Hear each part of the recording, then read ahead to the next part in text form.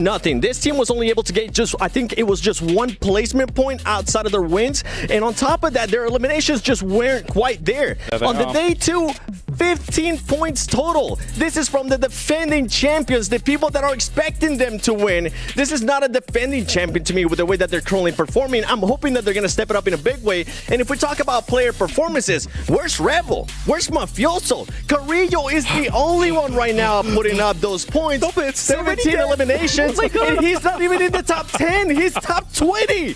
What are we doing, Alpha 7? This is not the Alpha 7 that we expected coming into this. So we just saw them arriving there at the start of the Jamil Motorsports arrival here on location, and I think your rant is founded, right? I mean, Max, looking at how they play things out, they are the defending title holder here at the Esports World Cup for PUBG Mobile World Cup. It's difficult. I mean, we can look at the power rankings. We have placed them, we believe, in a position, clearly, of power, even though, actually, wait a minute, they're not there. Hello?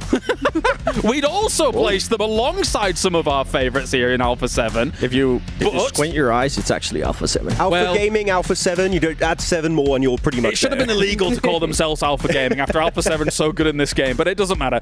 At the same time, though, let's talk about some of these other ones, Max, right? You've got Regnum Curry, you've got Falcons there. Obviously, we're expecting big things from them, but there wasn't some deliverables coming in from Falcons in the group stage, that's for sure. Falcons, every time I saw them, they would just split apart, losing a player left, right, and center, and then you just don't have the manpower to take a proper 4v4 fight anymore. It is just very surprising that we just didn't see anything remotely close to what they did back in PMSL EU, and especially back in PMGO. Again, they got second place. They performed so well at that global stage. So here, we need to see a big change up, because if they do something even remotely close to their group stage, top 8, I think, is just out of the question for them. And from a conversation that I had with their coach, Peko, earlier today, he was like, I was asking him, what was wrong during that group stage? He just kept saying we weren't playing the way we're used to. What is the main thing that they're going to be changing is the decision making, and I'm hoping that that's actually going to be the case for this team, because as you were mentioning, it seemed like a little bit too all over the place, and he didn't really want to tell me any secrets, fair enough, in regards to the way that they play,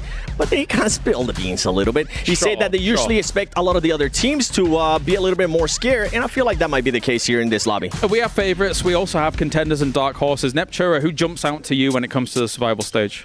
Survival stage, I think Power impressed me a lot coming into day number 2. I think their setups in the mid game were really, really nice. Large spreads over on the edge of circle. What's going on here? The key master. Key. Oh. I thought they did so bad that they removed the key. Yeah. They're like, no. Like, it goes back on the wall when you get a win. No. As Max said, they're not dead yet. Like, it's just still here. Look, they're all right. They're all right. Don't break our key. I'm like, jeez, were they hearing my rant? I'm sorry, guys. It wasn't that bad. Revo just takes his key in the crusher. We're done. There's still a chance. But there will be crushes at the end of these 2 days, that's for sure here. So, I mean, looking at how everything unfolds, Niptura, I want to get more of your thoughts about this. Obviously, you were talking about Power. Who else kind of really springs out for you here? EA. I actually liked EA E-Arena? a lot. E-Arena was really, really good. I thought that they were inconsistent over the 2 days, right? But again, we saw a lot of this coming in from a lot of the teams actually in day 2. A lot of those first day jitters were out of the way. They started playing really nicely. Their setups were really good. Some decent eliminations, just not quite enough to get to the top 8. But coming into survival stage, I think we could expect a lot from them. I was talking to Junior from the Indonesian talent, and he said actually the biggest issue that is still reoccurring outside of PMSL SEA is the timing. They're just a little bit too slow to get involved on fights. If they can fix that one glaring issue, like Mormon in particular is a star in SEA. They could maybe be in the top 8 because you got to be in the top 50%. That is definitely achievable for E-Arena. I think some things that stood out to me when I was watching the group stage 7 is that the edge barriers these teams are setting up are brutal at this international, and then teams coming in late are just trying to crash through and really not finding anything to work with, and they're one of the teams that may have fallen victim to that, alongside the Chinese teams that have already qualified through, so they kind of were able to play the averages overall, but some of the teams have definitely fallen victim to this. That was a pleasant surprise, by the way. Thunder Talk Gaming being able to make it straight to grand finals. I'm happy to see that. Now, talking about that edge play, talking about those teams having to move into the center a little bit faster, one team that was actually able to adjust, and I'm looking forward to seeing them how they perform today, is AXTMG. They were able to get a win on the final day of group stages, and on top of that, just make adjustments through their overall gameplay. Well, of course, here, any final thoughts before I move on, Max? I'm actually impressed to see Yangon Galacticos do so well at the first stage. I want to see a little bit more of how aggressive they were. So I think they could be a big surprise team to make in the top 8. All right, well, thank you very much, guys. Well, of course, we'll get more time to talk before the games actually do play out here for everything to go down. But it is the survival stage. You only have 12 games to make it through, join that finals, and get yourself a place in what potentially could be a history-making run if you're able to get through the survival stage and all the way there. Let's head on.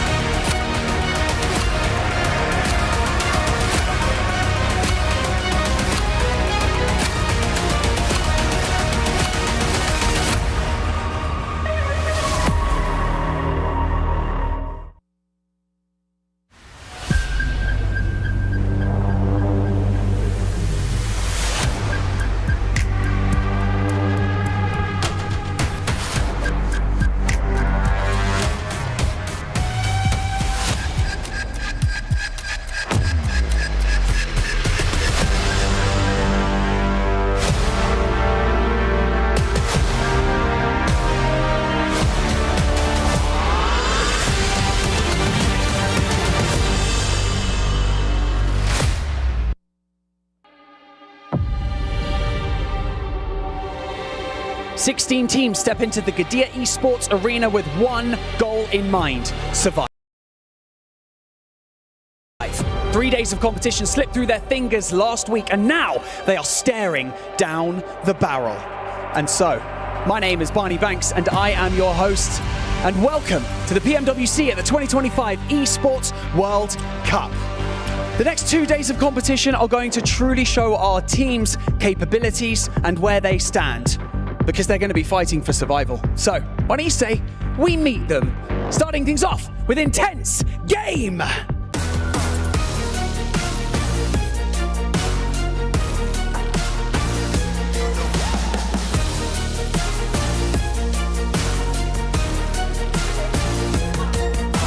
Nongshim, Red Force.